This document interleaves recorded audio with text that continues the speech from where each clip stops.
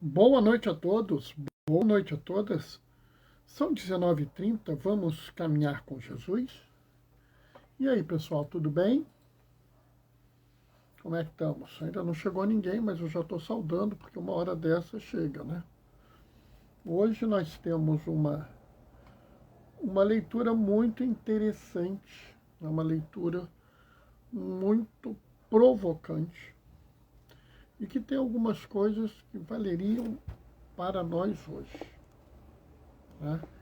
E é essa a abordagem que a gente deve dar, né? A abordagem que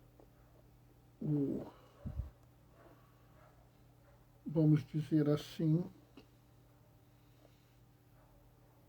vamos pensar a abordagem atual, né?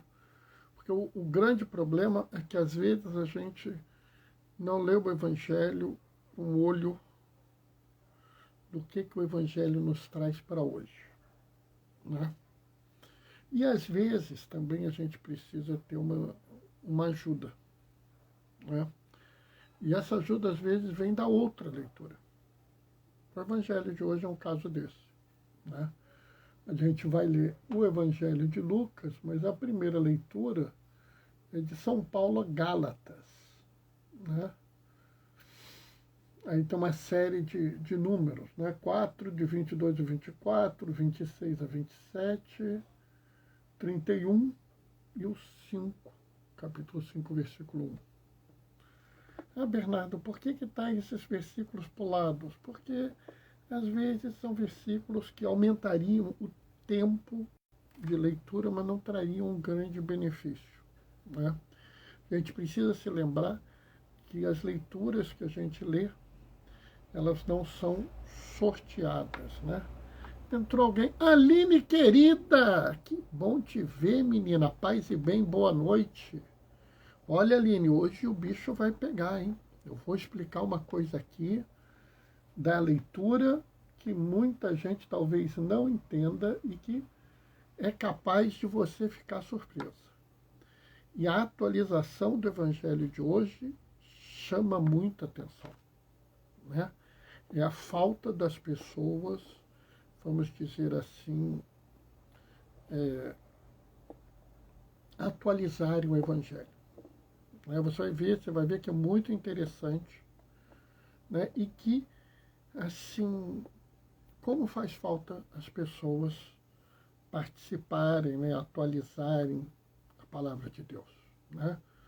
A gente está esperando um pouquinho ainda, tá, Aline? Porque eu sempre dou uns minutinhos. Quando eu comecei a fazer a live, lá no início da epidemia, eu fazia live e começava logo no início. Deu a hora, eu começava. Aí o Cadu, um dos jovens do grupo de jovens, ele me alertou: Bernardo, você tem que esperar um pouquinho. Paizão, espera um pouco, não começa de cara, não. Então passei a esperar 5 minutinhos, né? E ele está certo, porque às vezes a pessoa não consegue entrar na hora. A pessoa entra um pouquinho atrasada, né? E eu nem gosto de falar atrasada não, sabe, Aline? Porque a pessoa entra na hora que ela pode entrar.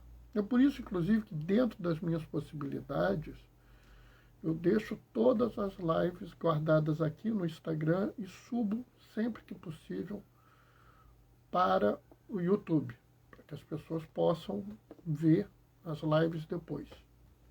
Atualmente eu tenho estado muito enrolado, então tem ficado difícil subir para o YouTube. Eu estou meio atrasado. Eu estou quase sempre colocando em dia. Eu põe em dia, me atraso. Põe em dia, me atraso. É uma desgraça. Mas eu estou fazendo o máximo que eu posso. Ainda bem que eu não sou digital influencer, né? Porque se eu fosse, eu estava ferrado. Eu não sei, não sirvo para ser influenciador digital, não. Não tenho a disciplina desse povo, né? Nem a disciplina, nem o profissionalismo. Eu faço tudo do meu jeitinho aqui, improvisado, né? Mas é assim mesmo, é assim que funciona. Bom, está na hora, vamos começar. O Senhor esteja convosco. Ele está no meio de nós. Proclamação do Evangelho de Jesus Cristo, segundo Lucas. Naquele tempo, quando as multidões se reuniram em grande quantidade, Jesus começou a dizer: esta é uma geração má. Ela busca um sinal, mas nenhum sinal lhe será dado a não ser o sinal de Jonas. Com efeito, assim como Jonas foi um sinal para os ninivitas, assim também o Filho do Homem para esta geração será um sinal. No dia do julgamento, a rainha do sul se levantará juntamente com os homens desta geração e os condenará, porque ela veio de uma terra distante para ouvir a sabedoria de Salomão, e aqui está quem é maior que Salomão. No dia do julgamento, os ninivitas se levantarão juntamente com esta geração e a condenará, porque eles se converteram quando ouviram a pregação de Jonas. E aqui está quem é maior que Jonas. Palavra da salvação. Sabe, pessoal, olhando assim, a gente tem um grande choque quando a gente ouve essa passagem. Porque Jesus fala de uma geração má. E é claro que não havia todas as pessoas da geração eram má, mas não eram pessoas todas más. Havia algumas pessoas que eram boas. Não é, Bernardo? Mas Jesus não disse que a geração inteira é má? Sim. E, de certa forma, a primeira leitura de hoje, né, o finalzinho do 4º capítulo de Gálatas, ela nos dá uma explicação. Porque Paulo fala assim: Abraão teve 2 filhos, um da escrava e um da mulher livre. A escrava representava a pessoa nascida da carne. A pessoa livre nasceu da promessa. Porque a da escrava nascia para a escravidão. E da promessa nascia para a liberdade. É importante a gente entender que quando Jesus está falando que é uma geração má, ele não está falando de 1, 2 ou 3 pessoas, nem da totalidade das pessoas daquela geração. Ele está falando da geração em si, da sociedade em si. Ou seja, a sociedade em que Jesus vivia era má. A forma como a sociedade se organizava era má. De certa forma, ele está falando o seguinte: os ninivitas eram maus. Mas não era cada pessoa, a sociedade de Nínive era má. Só que quando Jonas teve a coragem de ir lá, porque Jonas no início não teve coragem, fugiu. Quando Jonas chega lá e manifesta o erro, ele fala claramente: olha, a sociedade de Nínive mudou. Eu sou Jesus, eu sou muito maior que Jonas, estou diante de vós e vós não mudais. De certa forma, essa mesma coisa poderia ser aplicada à nossa sociedade. A nossa sociedade é má. Não que você, Aline, que eu, Bernardo, que qualquer pessoa que assista essa live seja mal. Não. Mas a sociedade que a gente vive é má. É uma sociedade marcada pelo racismo. É uma sociedade marcada pelo machismo. É uma sociedade marcada pela homofobia, pela propofobia, o ódio dos pobres. É uma sociedade que despreza pessoas. Então, uma sociedade que despreza os irmãos que vivem na favela. É uma sociedade que despreza as pessoas que vivem no Nordeste. É uma sociedade que acha que a mulher, por ser mulher, merece receber menos, que o negro, por ser negro, merece receber menos. Essa sociedade é em si injusta. E é por isso que Jesus, como falou para a sociedade da sua época, nós estamos numa geração má. Jesus não vai condenar você por você estar nessa geração. Mas a geração em si está condenada. A menos que siga o exemplo dos ninivitas e se converta. Mas, Bernardo, se a geração está condenada, eu estou condenado? Não. Porque Jesus, ele vê cada pessoa. Então, o seu esforço de se converter é reconhecido por Jesus. O seu esforço de amar a pessoa ao seu lado, de incluir, de proteger, é reconhecido por Jesus. Ainda que a geração seja condenada, você necessariamente não será. A não ser que você caia nos pecados que essa geração tem. Você passe a viver pela mentira e não pela verdade, pelo ódio e não pelo amor, pela exclusão e não pela inclusão, pela rejeição e não pelo acolhimento. Que você procure a morte e a violência em vez da vida e o pacifismo. Sabe, a questão é que cada um de nós tem que responder ao sinal de Jonas. Frente à manifestação do Senhor, nós temos que nos mudar. Mas não basta apenas que nós nos mudemos. É necessário que nós também nos convertamos e façamos a conversão de nossa sociedade. Nesse sentido, você tem um compromisso real de agir, de incidir na sociedade para que ela mude. Bernardo, mas como é que eu vou fazer isso? Tem várias formas. Tá? O movimento Focolare, ele fez uma série de vídeos, por exemplo, falando sobre as eleições e nos dando, mostrando a palavra de Jesus e a eleição. Eles não falam de um candidato ou outro candidato, mas falam de motivos para você votar num candidato ou outro. E você vai ver que esses motivos são claramente motivos que estão no Evangelho. São motivos que, inclusive, que estão em Mateus 25, 31 a 46. E não se engane, é aquilo que Jesus falou que vai nos salvar. Não é algo que alguém disse, não é alguma coisa que alguém falou. São as palavras de Jesus no Sagrado Evangelho. Eu vivo dizendo, pessoal, se eu tiver que escolher entre o que Jesus me falou e o que um bispo falou, eu escolho Jesus.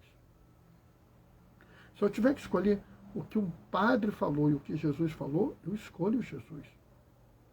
Se eu tiver que escolher entre o que o diácono falou e Jesus falou, eu escolho Jesus. E se tiver que escolher entre o que eu falo e o que Jesus fala, eu vou me policiar, porque se eu não estiver pondo na minha boca a palavra de Jesus, eu estou errado.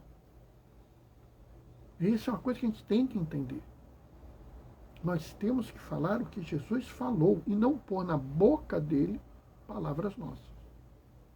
Senão, eu não estou me convertendo. A gente tem que mudar a nossa forma de ver. Nós temos que sair da sociedade voltada para a escravidão, como diz Paulo, e ir para a sociedade baseada na liberdade. Foi para a liberdade que Cristo vos libertou. Não vos deixeis algemar de novo. Nós não podemos aceitar as novas algemas.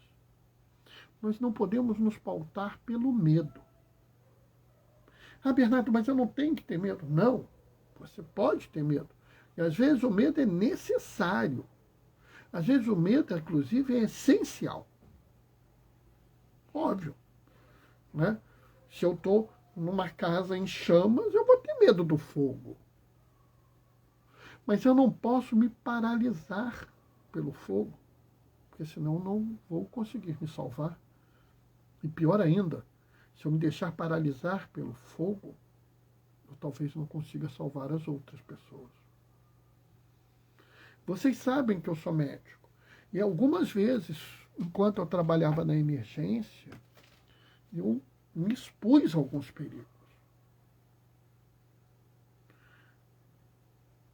E não é que eu não tivesse medo. Eu tinha medo. Mas eu não podia deixar de agir. A gente precisa ter medo, sim, mas nós não podemos deixar que o medo seja o determinante da nossa vida. Senão eu estou me algemando. Eu não posso me deixar pautar pelo ódio. E o ódio eu não posso ter. Mas, Bernardo, fulano fez coisas terríveis, sim. Sim. E se fulano fez coisas terríveis, você precisa amá-lo. E sabe, pessoal, é muito interessante porque o Papa Francisco, na sua última encíclica, Fratelli Tutti, diz que amar o tirano é tirar dele a tirania. Amar o opressor é tirar dele a capacidade de oprimir você. Se a pessoa faz uma coisa odiosa, que desperta o ódio no seu coração, se converta, siga o sinal de Jonas e ame-o, se possível. Tire dele o que lhe causa ódio. Mas, acima de tudo, tire com amor. Não use nunca da violência. A violência não é a nossa praia, não é o nosso caminho. Não nos deixemos algemar pela violência. Entende isso? Essa é a questão. A questão é que a gente precisa, sim, do sinal de Jonas. O sinal de uma sociedade que ouve Jesus e que resolve mudar. Mudar para seguir os seus passos e para tornar o mundo melhor. A nós cabe fazer a nossa parte. Vai ser difícil, eu sei que é difícil. Não precisa me dizer. Mas eu garanto que essa caminhada vale a pena. Porque sempre vale a pena caminhar com Jesus. Amém? Bom, essa foi a reflexão de hoje. Está dentro do meu tempinho. Gosto de passar de meia hora, pessoal. É muito desagradável quando eu passo de meia hora, porque eu acho que perturba muito, enche muito a paciência das pessoas. Eu prefiro falar meia hora ao todo e vocês aproveitarem e quererem ouvir de novo. Do que falar 2 horas, vocês ficarem sem paciência e nunca mais voltar. Porque, na verdade, eu não quero, vamos dizer assim, que vocês fiquem me seguindo. Quero que vocês sigam a Jesus. Vocês ouçam a Jesus. E por isso que eu sempre estou aqui, aberto a qualquer comentário, a qualquer observação. Até se algum dia alguém quiser dividir a tela comigo, é só falar, eu aperto aqui o botão, a gente divide a tela e faz a reflexão junto. Tá? O importante é que a gente esteja junto. Eu sei que o horário não é dos melhores, mas é o horário que eu consigo fazer, pessoal. Às vezes é difícil até manter esse horário, né? Mas eu faço porque você pode aproveitar. Amanhã é um dia muito especial, amanhã é um dia de um santo de minha profunda devoção. Bernardo, quem é? Só vai saber quem vê a live de amanhã. Mas eu digo, é uma pessoa muito especial. Vou me despedir, deixando para você a minha bênção. O Senhor esteja convosco. Ele está no meio de nós. Por intercessão de Damião de Molokai, desça sobre vós e permaneça para sempre a bênção do Deus Todo-Poderoso no amor. Ele que é Pai, Filho e Espírito Santo. Amanhã, às 19h30, a gente se vê. Até lá. Beijos e bênçãos.